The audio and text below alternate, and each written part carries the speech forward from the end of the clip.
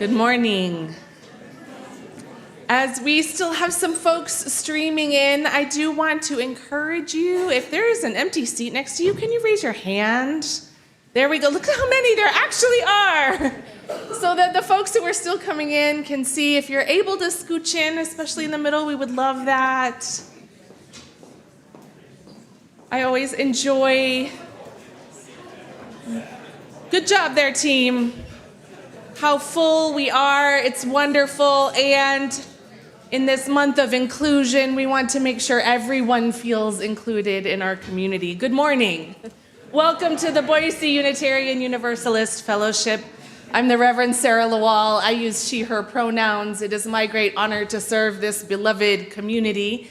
And we're so glad that you have joined us this morning. We are a spiritually diverse, justice-seeking religious community proclaiming the power of love at the core of our living tradition. Love of neighbor, love for ourselves, and love for our planet. Whoever you are, wherever you are on your spiritual journey, you are welcome here. Whatever faiths you have known, if any, you are welcome here. Whomever you love, however you identify, you are welcome here. I'm joined this morning by Sharene Watsen, who is serving as our celebrant. I want to take a moment to welcome those of us who are worshiping on Zoom. Let's turn and wave to our cameras. And we invite you, Zoomers, to turn on your cameras if you are able so we can see your beautiful faces on our screens here in the sanctuary and welcome you this morning. Good morning, Carol. Good morning, John. Good morning, David and Jennifer and Edith and Diane. Good morning, KJ and Steve. Good morning, Michael Alvarado. It's good to see all of your beautiful faces. Good morning, Woitos. Thank you, those of us who are joining us on Zoom. You remind us that we worship together as one beloved community beyond the walls of our fellowship. A special welcome to our newcomers among us. Those of you who are joining us for the first or second time, we know it takes a lot of courage to check out a new community, and we're so glad that you've chosen us this morning. We invite you to introduce yourselves during our hospitality time if you're with us in person, or in the chat if you're online, so that we can warmly welcome you. We invite you to fill out a newcomer form. They are located in our entryways, and we'll post a link in the chat so that we can keep you posted with all that is happening here in our fellowship. And we've just begun our Inquirer series for newcomers, a series of sessions designed to introduce you to our fellowship and to Unitarian Universalism. Those happen in person after worship and down at the end of our South Hall there in the chanting room. All are invited to join. Even some of you less than new members are always welcome. I have a couple of announcements that I want to share with everyone this morning. A reminder that next Sunday on the 9th after worship is our town hall with our board as we continue our discernment process around what to do with the Chelan property that sits behind the grove of trees there. So this will be the next iteration as the board distills and shares information with you about where we are in that process, with a goal of having a congregational vote coinciding with our annual meeting in May this year. And a reminder, please save the date for our annual booth auction, a very exciting time in the life of this community when we all get to compete against each other for the most awesome prizes. This year's theme is Spring into Action. We'll have an online auction that will go live for a week and then celebrate with a party and dinner on Saturday, March 1st, and a live auction and a simultaneous children's auction. So keep abreast of all of those emails that are going to be flooding your inbox in the next couple of weeks so that you can register and bid and participate in this wonderful community experience as we all spring into action together. It's a good reminder for what is needed from us right now. Each week we center and ground ourselves by lighting our flaming chalice, a symbol of our free faith, a beacon of hope, love, and justice. We light our chalice in solidarity with thousands of other Unitarian Universalists lighting chalices this morning in worship spaces across the globe, reminding us that we are a part of a great community of faith and love. As Greta Watsen joins us to light the chalice here in our sanctuary, wearing the absolute perfect sweatshirt for these days, a reminder that democracy lives, in the words of Hamilton. I invite those of you in our Zoom community worshiping online to light a chalice or a candle if you have one nearby along with us this morning, and then share with us in the chat where it is you have lit your chalice this morning.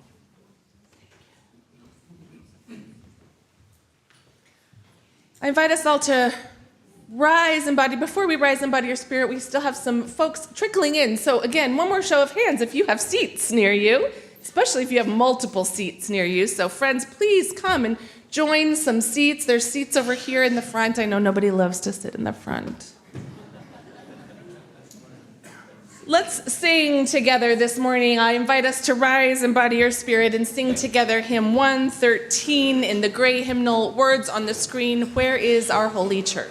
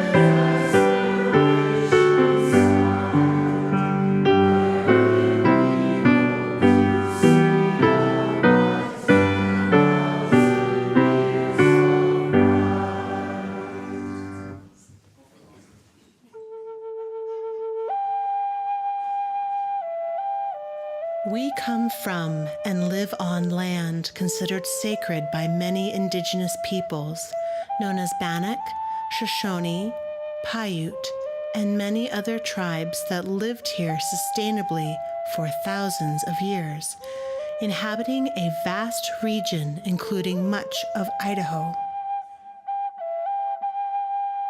We recognize the long history of the land, long before colonization, and acknowledge the ancient tribes whose names have been lost in history. With this acknowledgement, we wish to demonstrate our commitment to dismantling the legacies of settler colonialism. We honor Indigenous peoples' connection to the land and support their right to sovereignty. In the challenges of these truths, may we move through the world bringing justice in every way that we can, listening to the truths spoken to us by Native American peoples, making space for them to re-inhabit this place, and giving them back the resources they need to heal their communities.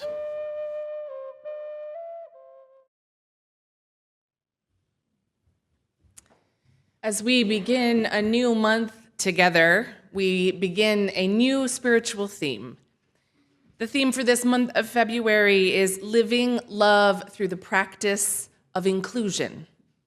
Who knew how prophetic and fitting this theme would be in this moment?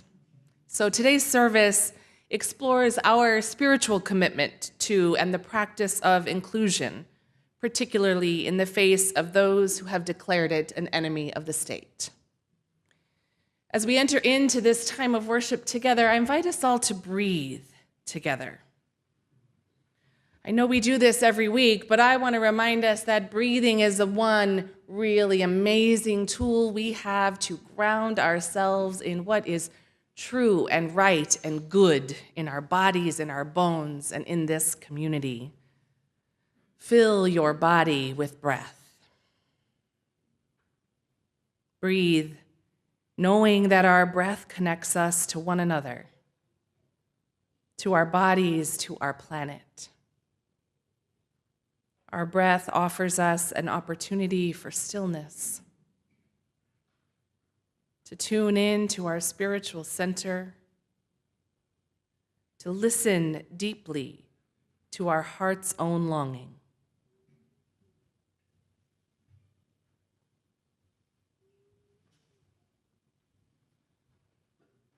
Thou art the song of my heart in the morning. Thou art the dawn of truth in my soul. Thou art the dew of the roses adorning. Thou art the woven whole. Thine is the grace to be steadfast in danger. Thine is the peace that none can destroy. Thine is the face of the need-riven stranger. Thine are the wings of joy. Thou art the deep, to the deep in me calling. Thou art a lamp where my feet shall tread. Thy way is steep past the peril of falling. Thou art my daily bread. Thine be the praise of my spirit uplifted. Thou art the sea to each flowing stream. Thine be the days that are gathered and sifted. Thou art the deathless dream.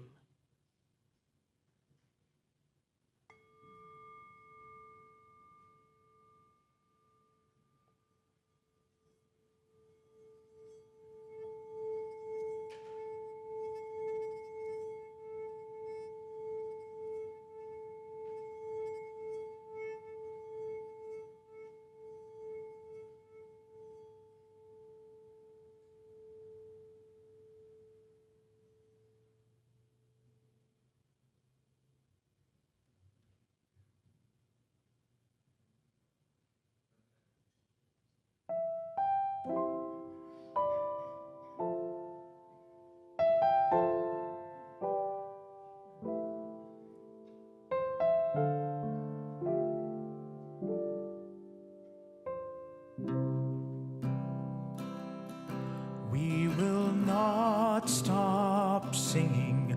We will not stop singing.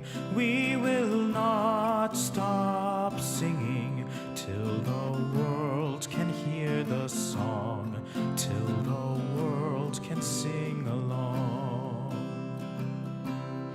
We will not stop marching. We will not stop marching. We will not stop marching till the world can hear the song, till the world can sing along.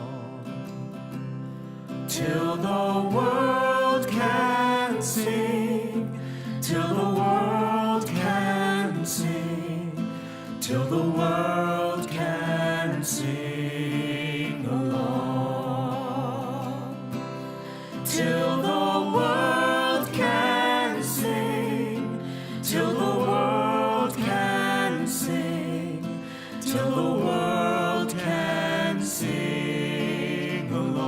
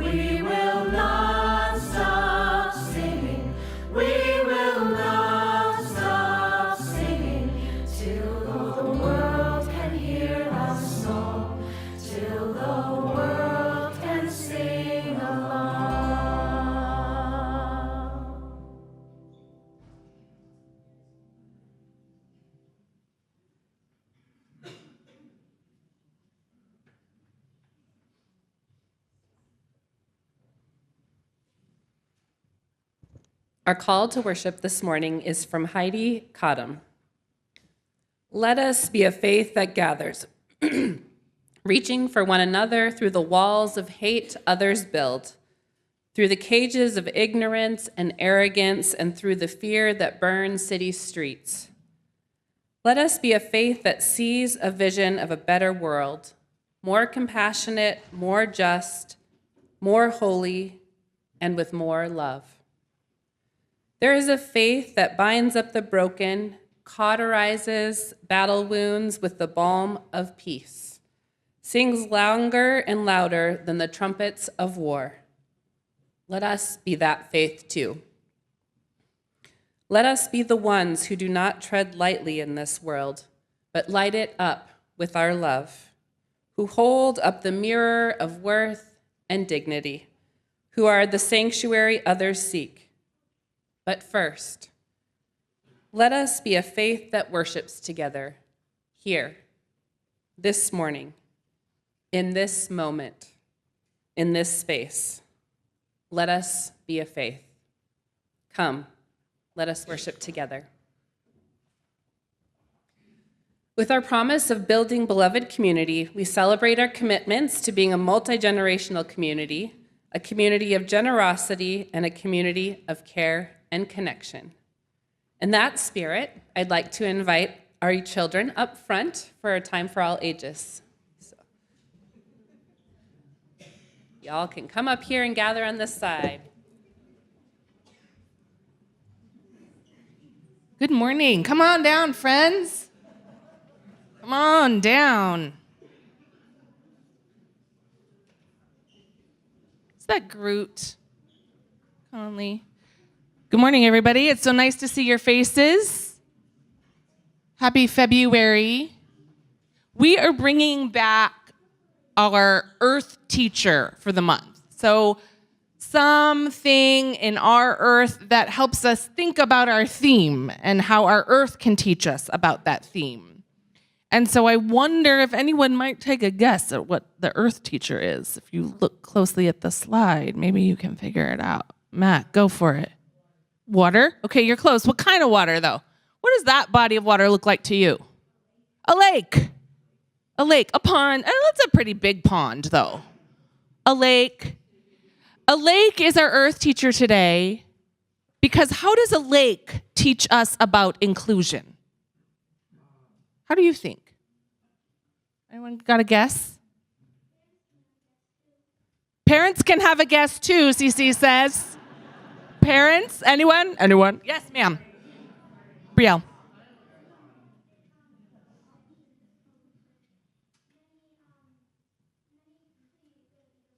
It's a huge, many ecosystems. It has a lot of fish, a lot of diversity of plant life and animal life. And where does a lake's water come from? The dams. So like rivers, right? Rivers. You know, I read that Lake Tahoe, how many of you know about Lake Tahoe? One of the deepest lakes in the country in Nevada. It has 63 tributaries, like little bodies of water that feed into it. What else feeds a lake?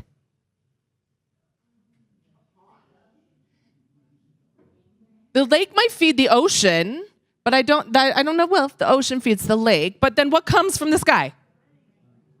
Rainwater. Snow melt on the mountains that runs off down into the lake. So a lake is constantly having to make room, which is really all that inclusion is making room, making room, making room, making room.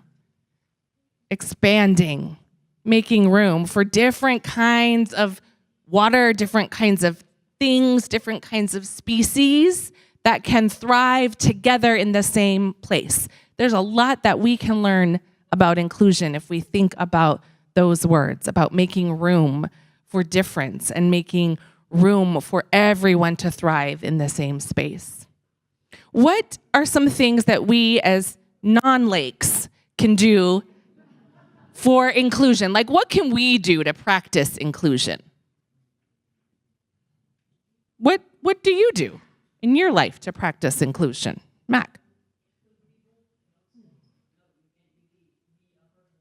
You don't exclude people. You don't say, no, you can't play with us, or no, you can't be a part of our game. That that's really great. And that takes a lot of work. Sometimes it's tempting, right? Sometimes maybe you just want to be with certain people. So that can be really hard to practice. That's really good. What else? Anything else that you do or that someone has done for you to include you? Can you think of anything? How many of you have ever been with a friend or been at somebody else's house and somebody has offered you a snack that you really love, that they know you really love, that they got because they knew you were coming over? Has that ever happened to you? Y'all look at me with blank faces over here. All right, we can practice that one together. And one of the things that we can do to practice inclusion is to learn, to keep learning about other people, to keep learning about how the world works, to keep learning. And so I want to highlight this amazing table over here. This is a book table from our racial justice ministry team, and we'll hear a little bit more about it later today. But look at all these books. These are just a smattering of books that we can use to learn about inclusion.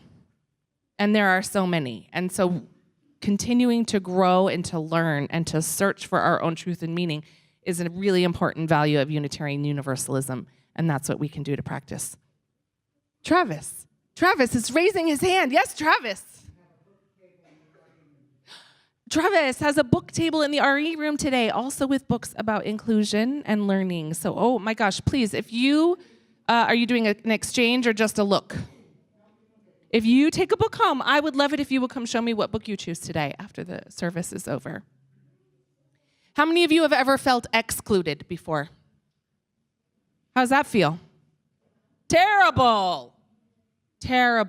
Yeah, so I think that's another way we can learn is to remember how it feels for us and to make a commitment to not allow others to feel that way and to do whatever it is we can. And it can be the simplest little things, or it can be something really big like a lake, like constantly welcoming in.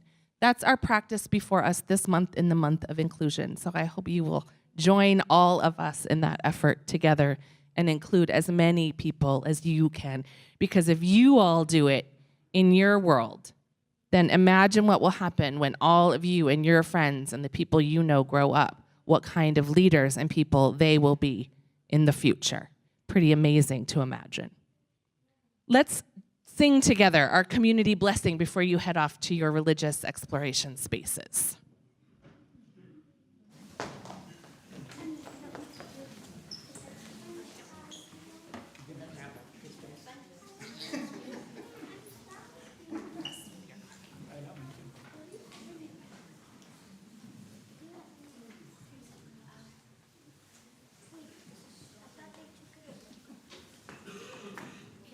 Furtively searching for the music. Oh, there it is.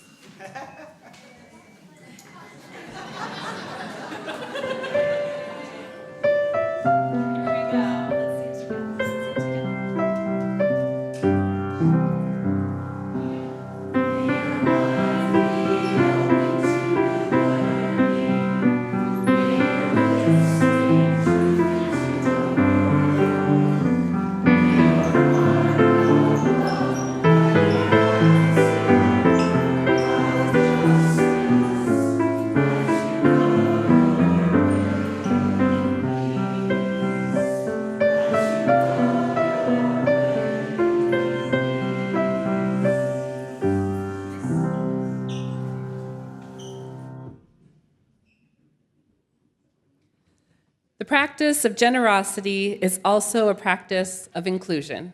When we give, we honor the work of those making room for greater equality, greater justice, greater abundance, and love.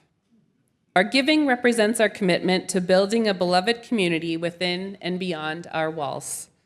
Today, we share these gifts with our plate partner, Boof's own racial justice ministry team, as an expression of that commitment of living our faith out in the world. Here to share more about their work, their plans for the future, and the impact of our generosity is Eileen Oldegg, one of the ministry team leaders.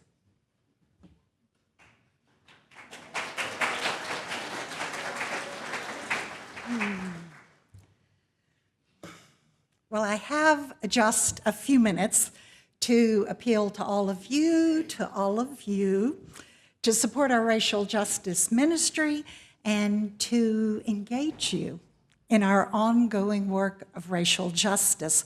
But before we start the clock, I want to be among the first to say happy birthday to my friend Mary Nodell, her 90th being celebrated today, and Mary discreetly at the back of the room.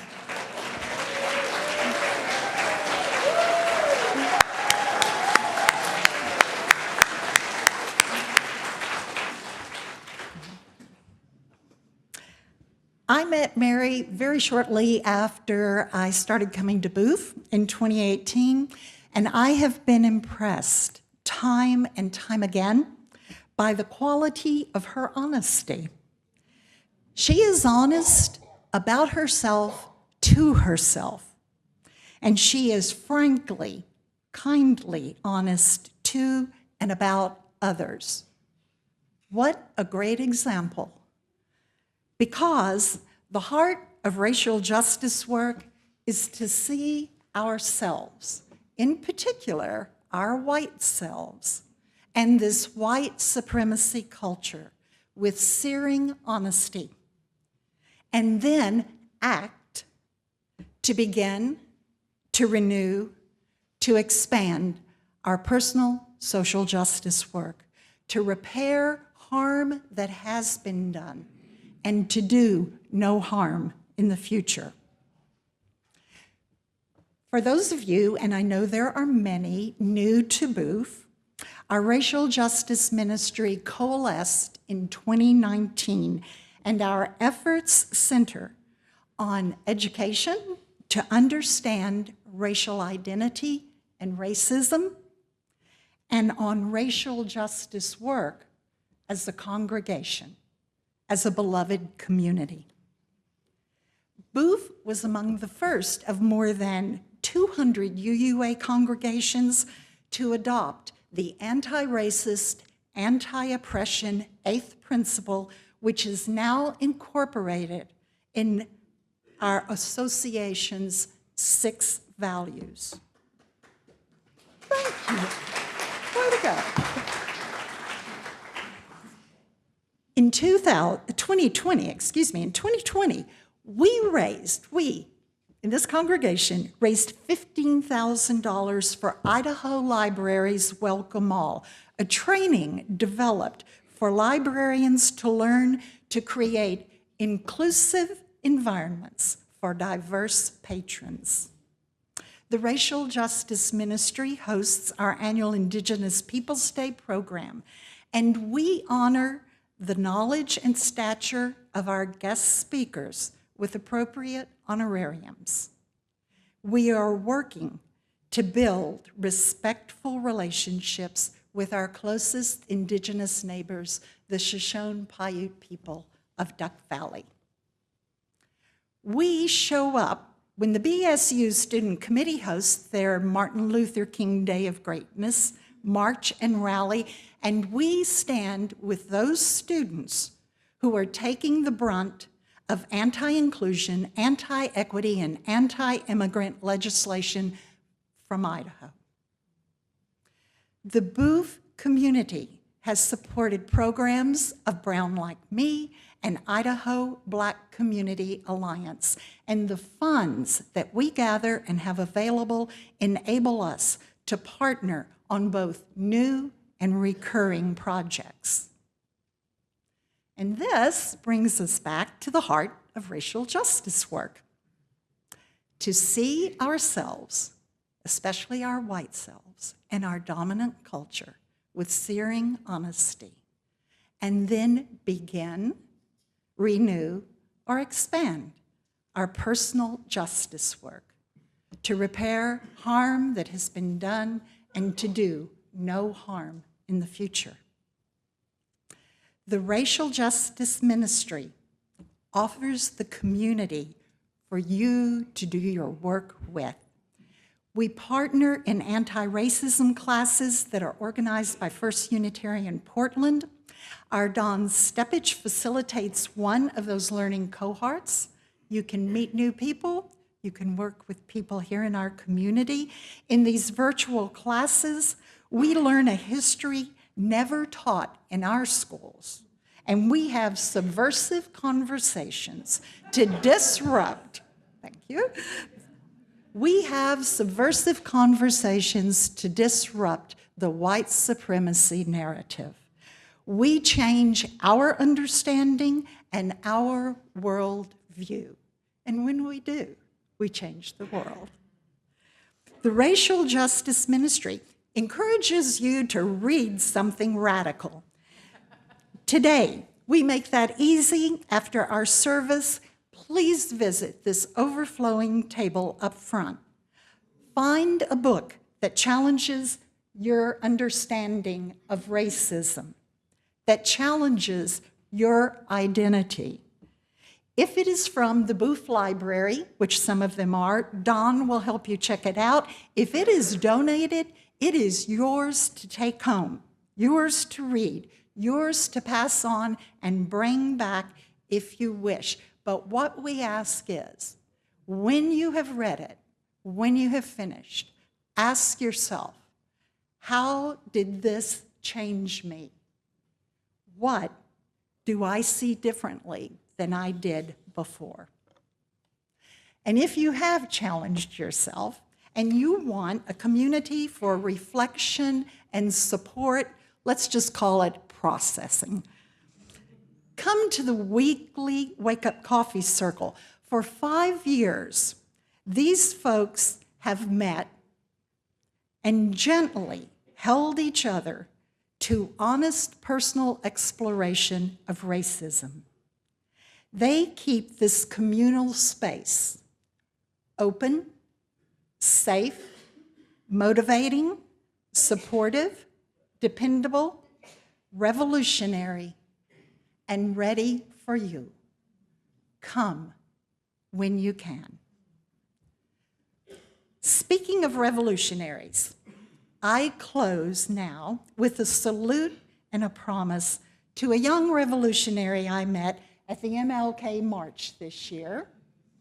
These are two sisters who were there with their grandparents. And I know not everyone at the back can see this slide. Maybe we can put it up after the service. As I worked on my poster demanding DEI now, the older, the taller, the smilier of the two was on the floor by her grandmother working on this poster. Unicorns, stars, hooray, rainbow, hooray. Dear friends, she has unabashedly shown us what she expects, what she is due from our society, and we should not ignore her. This poster is a promissory note, and our names are written on the back. Let us work. Let us work together to make this so.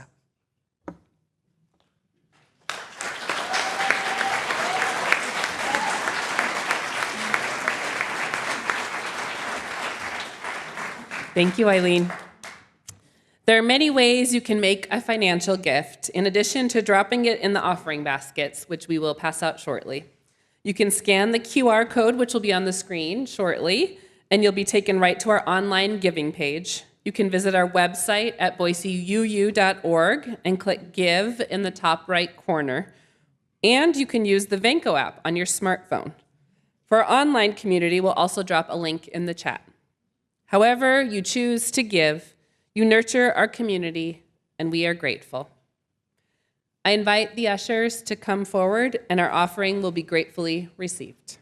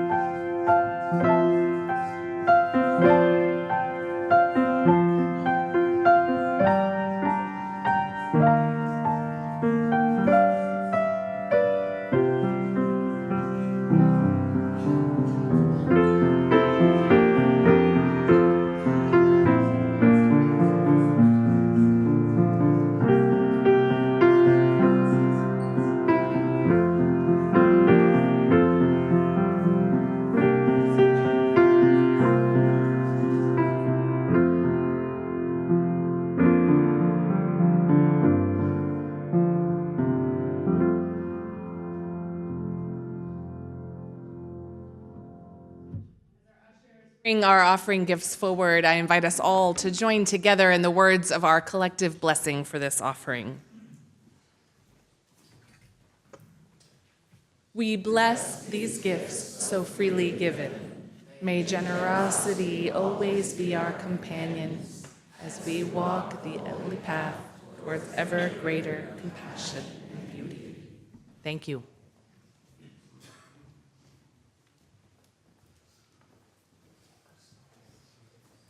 Our reading today is The Flower Garden by Laura Hollings.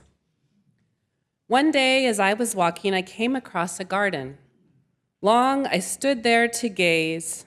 Every flower seemed perfect and worthy of praise, bold in color, refined in symmetry. How difficult a task to select from these the one that would the most please, as somehow their beauty was uniform.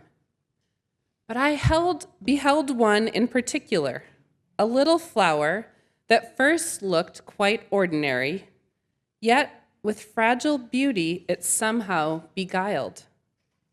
I stood there for quite a while.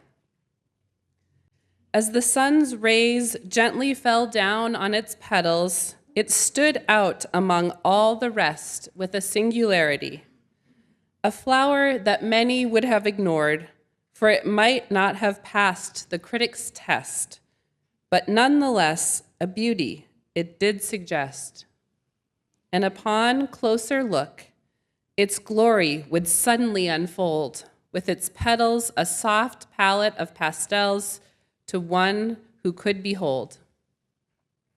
But to the impatient, undiscerning eye, it would have been dismissed, a lack of perception so confirming its imperfection. Unattended to would have wilted or treated as a weed for those more salient qualities in their criteria which it could not meet. And in a wasteland tossed, its virtue lie in vain, a beauty never to be seen again as it slowly dies, its uniqueness forever lost.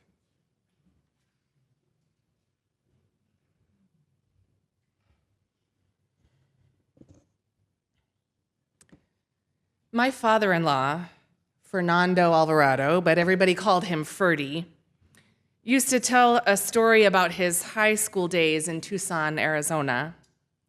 He went to a great high school right in the center of the city, the same high school, it turns out, where my parents went 10 years earlier. He loved history, and he wanted to be a history teacher. He would have made an incredible history teacher. When we visited the Colosseum together on a family trip to Italy, we didn't need those headphones to tell us all the little historical stories because Ferdy knew them all. We had our own personal tour guide. But near the end of his high school days, when the school counselor was meeting with students to help them think about their plans for the future, Ferdy told her his dreams to go to college and become a history teacher. She told him he should set his sights on something more realistic, that he might struggle in college or might not even get in, so he should consider being a garbage man. He became a house painter. He did not go to college. He never let go of his love for history. And it might be tempting to chalk up this guidance from the school counselor up to the times, but this was the early 70s. And my own parents, who graduated from that same high school in 1964, both went right into college. My mother became a high school teacher before becoming a prosecutor, and my father went to medical school and pursued 2 different specialties. There was little difference between my parents' lives, who were both from solidly working-class families, and Ferdy's life, though in his family they had to stretch their dollars to feed 9 children. But there was a difference. My parents were white. And I wonder often what might have happened if that guidance counselor had received some DEI professional development, as many of our educators do today. Would she have been able to see Ferdy's passion and potential? Would she have been the one adult who encouraged him and believed in him and helped him create a path to fulfill his dream.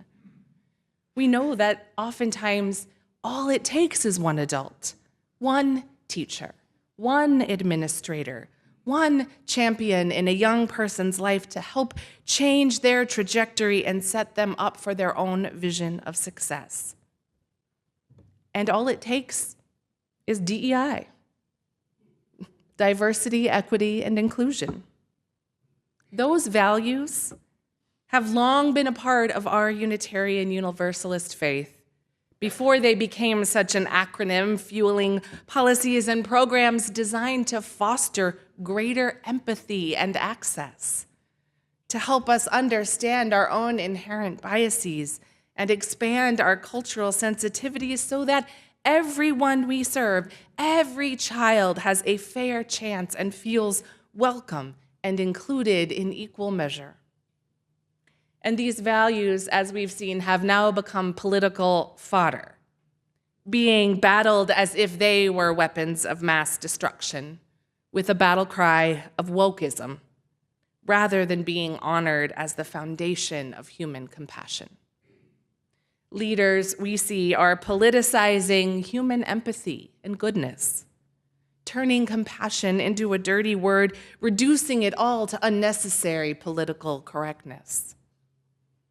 And we find ourselves in such a moment of regression. It feels to many, to me anyway, like we're in some kind of time warp or episode of the Twilight Zone.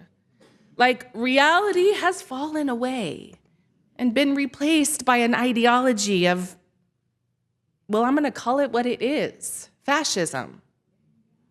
ICE raids in major cities across the U.S. with thousands of arrests this week. Children scared to go to school, and churches being declared fair game for invasion. Federal funding frozen, halting the work of programs that serve millions, especially those in historically underserved populations. Federal employees being threatened with downsizing and being asked to take a loyalty oath not to our Constitution, but to this administration. The CDC being forced to remove standards of practice on its website for HIV care, STIs, and gender-affirming care. Passport changes being halted, denied, and documents confiscated for those changing gender markers or names. An executive order banning health care for trans youth and a war on pronouns and bathrooms. It isn't just the preposterousness or even malice with which all of this is happening. It's the painful truth that those in power have no desire to welcome or accept or include anyone. They only want conformity and obedience to some misappropriated era of supposed greatness. The Reverend Cecilia Kingman, a UU minister, in her 2022 Berry Street essay on fighting fascism within and without, wrote that under fascism, difference cannot be allowed to flourish because difference is a form of freedom, and freedom of human expression must be suppressed.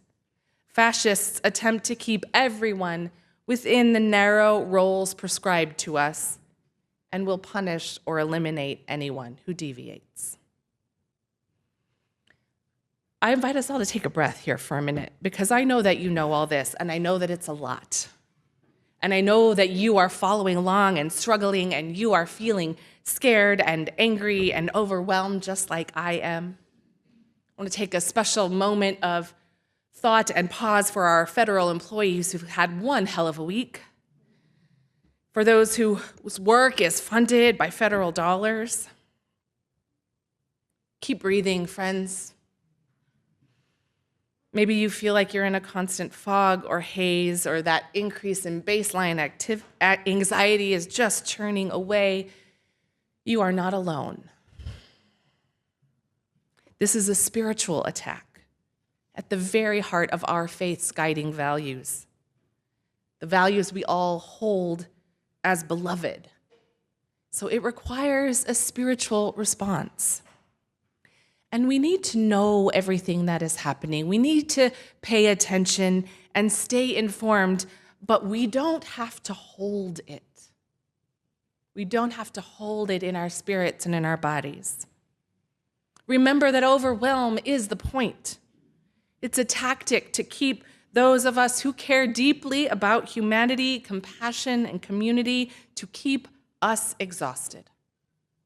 It's what Naomi Klein calls the shock doctrine, using chaos and crisis to push through radical changes while people are too disoriented to resist. It's a strategic exploitation of our cognitive limits.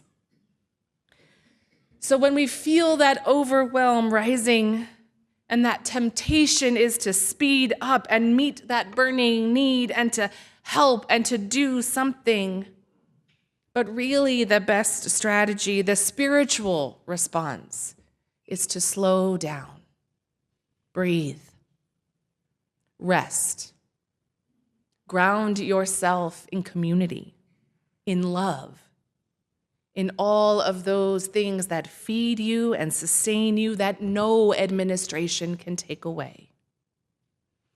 I've been listening to the Resistance Revival Chorus's version of This Joy on repeat for the last week. I remind you of those lyrics, this joy, this strength, this peace that I found, the world can't take it away. Look around you.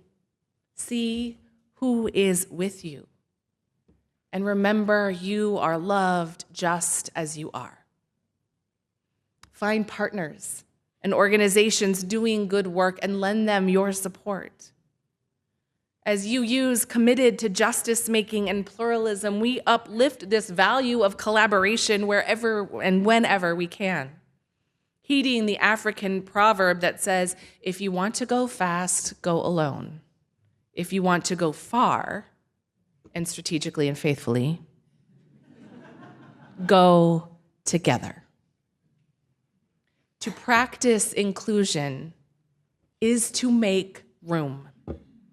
It is the practice of noticing who is on the outside, who is on the margins, who is under attack, and then to make literal room, to welcome them into community, into your home, into the classroom, into your workplace, to bring them into this church, to offer them sanctuary, regardless of what the government says or does. I am reminded again and again of the lessons for fighting tyranny from Timothy Snyder, to which many of us have oriented ourselves in this new climate. His first lesson is do not comply in advance. Do not comply in advance. To practice inclusion, particularly in this moment, is to stay woke. Now, I originally wanted to avoid using that word in this sermon because it has been so manipulated and polarized, and I just didn't want to give it any more airtime. But then I did a deeper dive into its origins, and I have changed my mind. The architects of fascism and white supremacy culture have co-opted this word that comes directly out of Black culture, using it as a political slogan against the very populations from which it originated. Dr. Elaine Richardson, a professor of literacy studies at Ohio State, shares that the term woke comes out of the experience of Black people knowing that you have to be conscious of the politics of race, of class and gender, of systemic racism, all the ways that society is stratified and not equal. In simple terms, she says, it just means being politically conscious and aware, like stay woke. The word woke has also a long history in Black music and protest songs of the 20th century. To be woke is to be awake to systemic injustices and to do the work of justice that leads to greater equality. That is at the very core of our values and principles and commitments as Unitarian Universalists.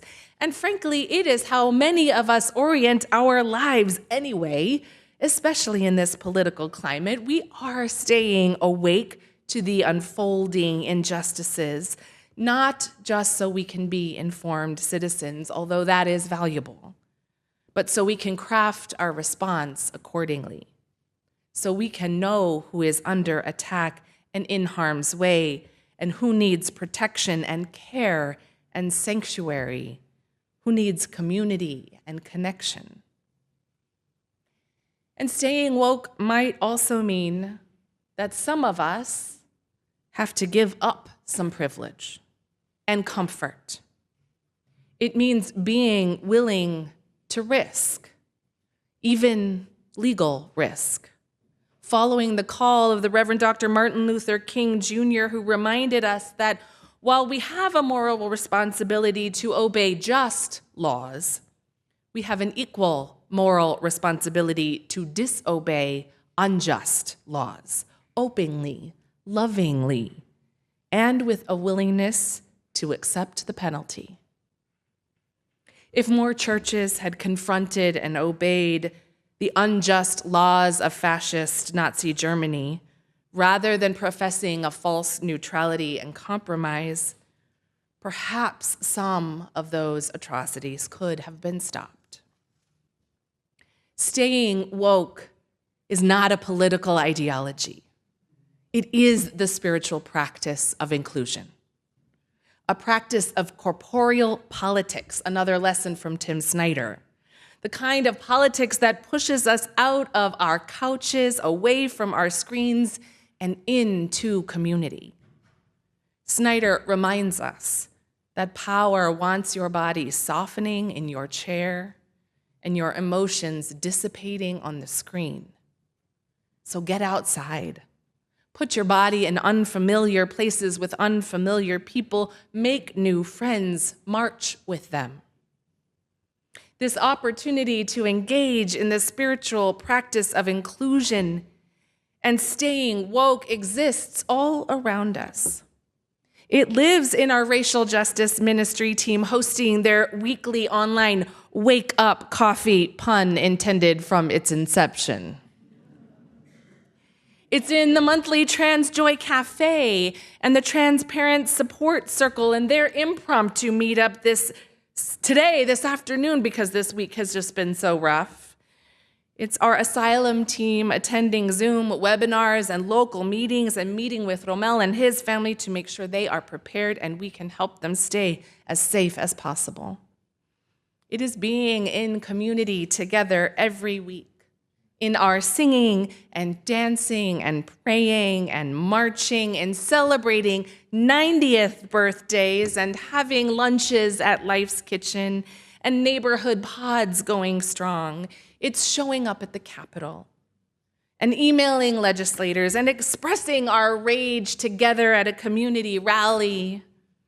It is welcoming the stranger and loving our neighbor and nurturing the dreams and passions of the next generation with all their rainbows and stars and unicorns like those little girls in the photo that Eileen showed us. Because I wonder what would have happened if my father-in-law's counselor had been woke. Perhaps she would have noticed that seemingly ordinary flower that many ignored. Perhaps she would have helped him apply to college or given him more history books to read. So let us be the ones who will not stop. Let us be the ones who will stay steadfast in danger and make room for everyone. Everyone. Everyone. Let us stay woke. May it be so.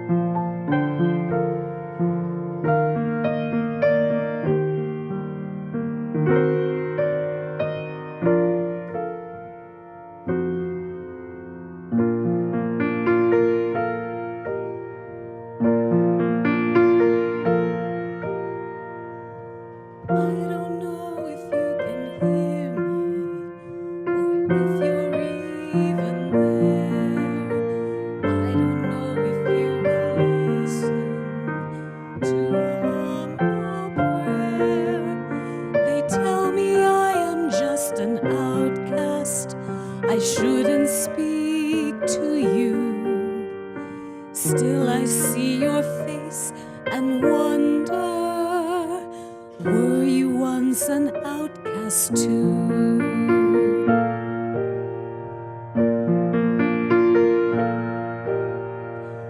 God help the outcast, hungry from birth. Show them the mercy they don't find on earth. The lost and forgotten, they look to you still. God help the outcasts, or nobody will.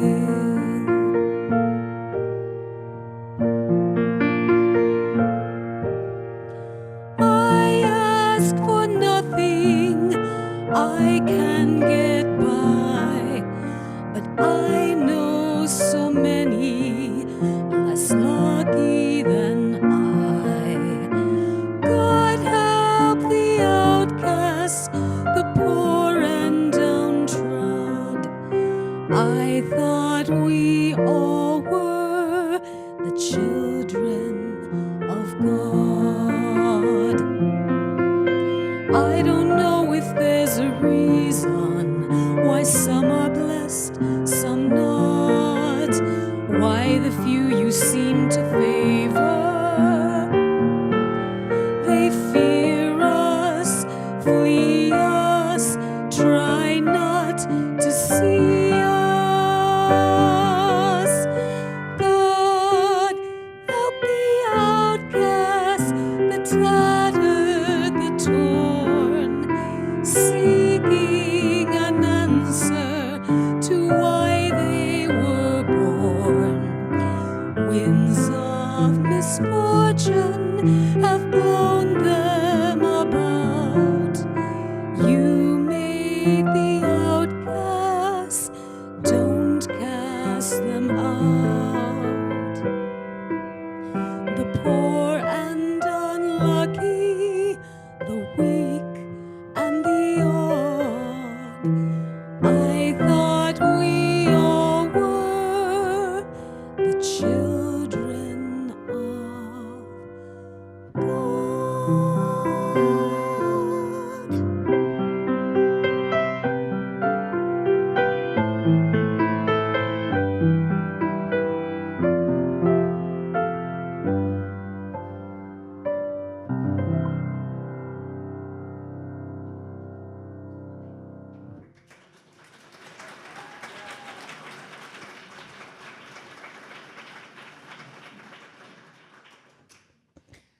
One of the very real connecting ways we engage in that spiritual practice of inclusion is by sharing ourselves with one another, sharing the joys and the sorrows and the milestones and the losses so that we might lift the burden for one another and feel the blessing of this community. So we begin by sharing today these joys and sorrows. Elaine Daly shares the joy that her friend Fran, who was introduced to UUism right here in Boise, is now joining the Unitarian Universalist Society of Coralville, Iowa.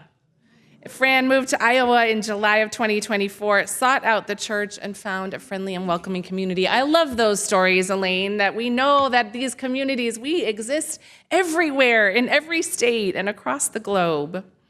We share in the joy of Jeanette Ross's art exhibit, Paper Dreams, that will be at the library at Cole and Ustick during the whole month of February. Jeanette says it's playful. I said, great, we need that right now. So go enjoy some playfulness at the Ustick Library. And of course, already shared by Eileen, but we have two 90th birthdays to celebrate this week. Mary Nodell and Helen Hendricks, congratulations. Thank you. Happy birthday. And Mary, it's your celebration of being part of this community of elders that we honored last week, but we didn't have anyone in their 90s. So you're it, you and Helen. And we hold tenderly and share in the sorrow that Wendy Sharif and her husband are recently divorced after 15 years of marriage, working to make it the best situation for their kids, determined to make it a positive life transition. We hold you, Wendy, and your family in our hearts. If you are holding someone in your heart this morning, I invite you to call their name aloud into this community of love that we might hold them with you.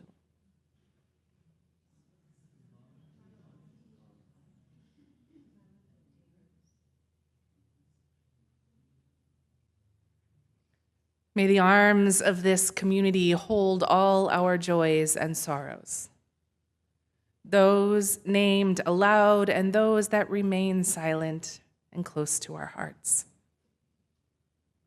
May we feel the grace in the room,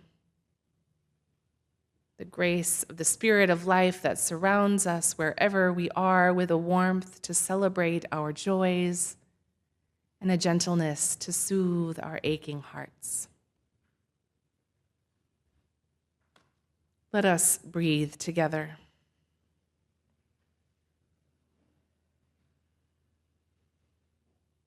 Fill your body with breath.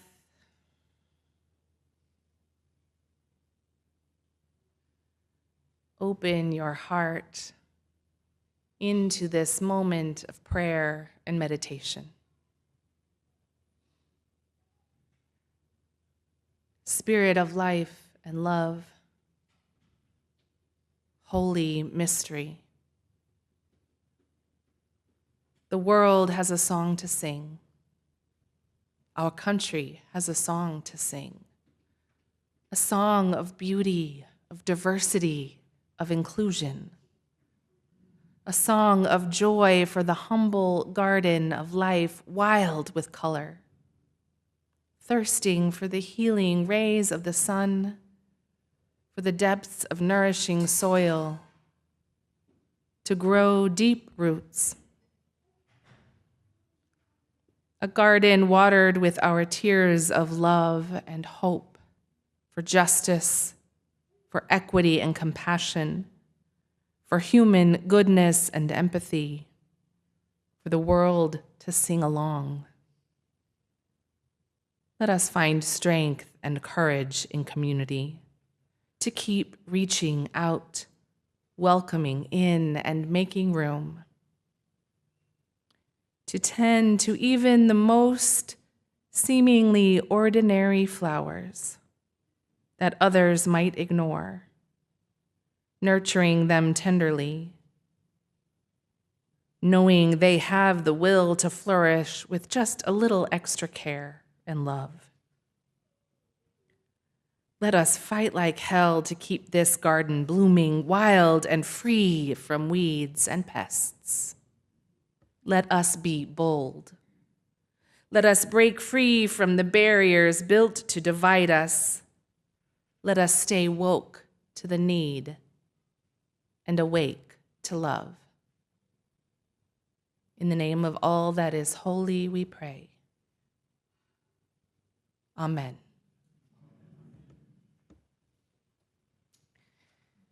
And let us raise our voices in song together. Let us keep on singing this song as we answer the call of love with hymn 1014 in the Teal hymnal.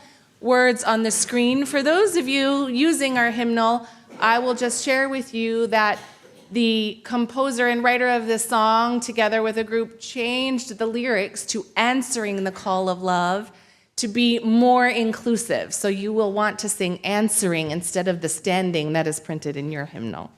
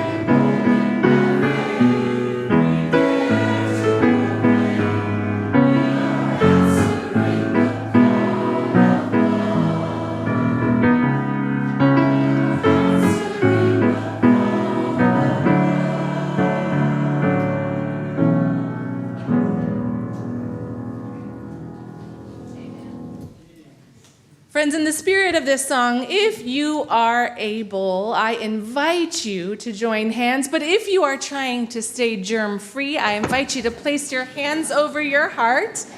And if you have an open hand next to you, you can just hold it out there with that, and let that energy flow.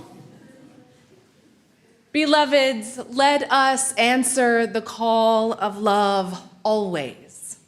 Let us celebrate our beautiful diversity, continue to champion equity, and never stop practicing inclusion, making room for everyone. And let us always stay woke. Blessed are we all. Go in peace.